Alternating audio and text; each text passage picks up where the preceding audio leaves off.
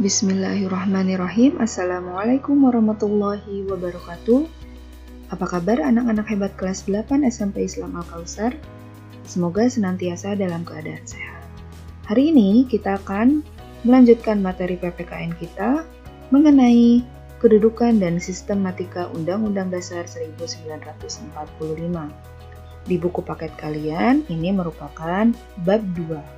Silakan anak-anak hebat mempersiapkan buku paketnya masing-masing dan mencatat apabila ada yang penting.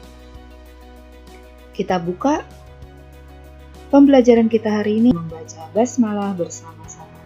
Bismillahirrahmanirrahim. Ya anak-anakku, sebelum kita melanjutkan materi kita, alangkah lebih baiknya kita mengetahui apa itu konstitusi. Konstitusi adalah hukum dasar dalam penyelenggaraan sebuah negara.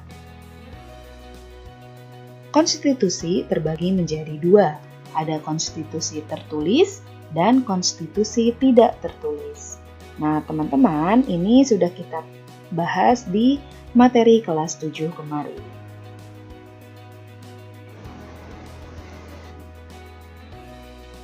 Apakah itu konstitusi tertulis? Konstitusi tertulis adalah konstitusi yang dituangkan dalam sebuah dokumen formal, dapat berupa kebiasaan-kebiasaan dan kesepakatan-kesepakatan. Nah, Undang-Undang Dasar Negara Republik Indonesia merupakan konstitusi tertulis ya. Adapun konstitusi tidak tertulis adalah aturan dasar yang timbul dan terpelihara dalam praktik penyelenggaraan negara meskipun tidak tertulis. Hukum dasar tidak tertulis disebut dengan konvensi. Nah, teman-teman, konvensi ini berfungsi untuk melengkapi hukum yang tidak diatur dalam hukum tertulis.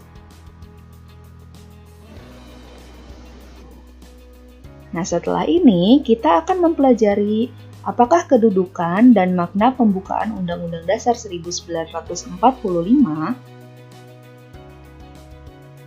Kedudukan dan makna pembukaan Undang-Undang Dasar 1945. Yang pertama, Undang-Undang Dasar merupakan sebagian hukum dasar yang tertulis. Yang kedua, konvensi atau hukum dasar yang tidak tertulis. Dan yang ketiga, Undang-Undang Dasar merupakan hukum tertinggi dalam tata urutan peraturan perundang-undangan Indonesia.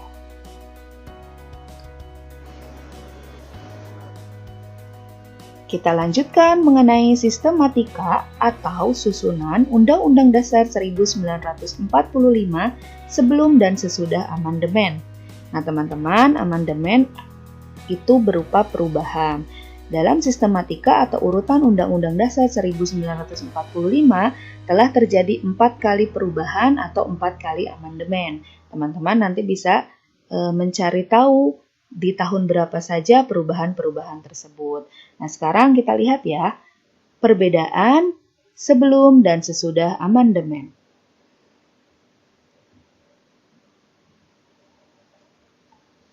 Sebelum terjadinya amandemen, sistematika Undang-Undang Dasar 1945 terdiri dari pembukaan, batang tubuh atau pasal-pasal, dan penjelasan.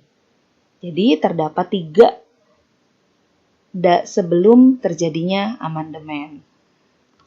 Sedangkan sesudah terjadinya amandemen, hanya ada pembukaan dan pasal-pasal saja. Lalu bagaimana? Apakah tidak ada penjelasan?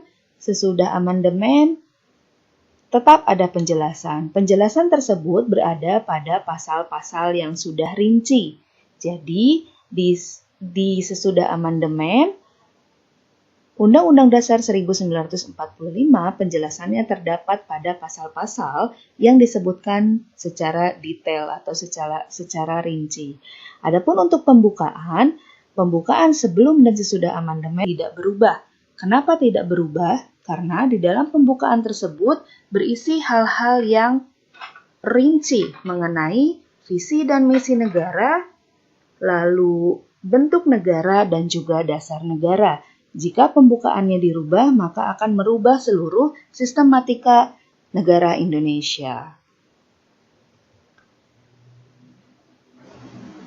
Nah, teman-teman, demikian untuk materi pertama di bab 2 ini. Nanti kita akan lanjutkan kembali dengan materi selanjutnya.